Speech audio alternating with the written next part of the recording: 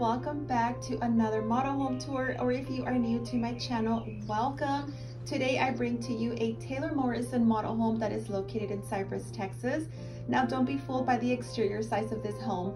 This home is featuring 3,100 square feet, 5 bedrooms, 1 large game room, and not 1 but 2 exterior patios where you can enjoy your morning coffee. Now don't forget to give me a big thumbs up if you enjoyed watching, and don't forget to subscribe to my channel if you haven't done so yet for more model home tours. Feel free to leave your thoughts on this home in the comments down below. Now let's go see what the rest of this home is all about.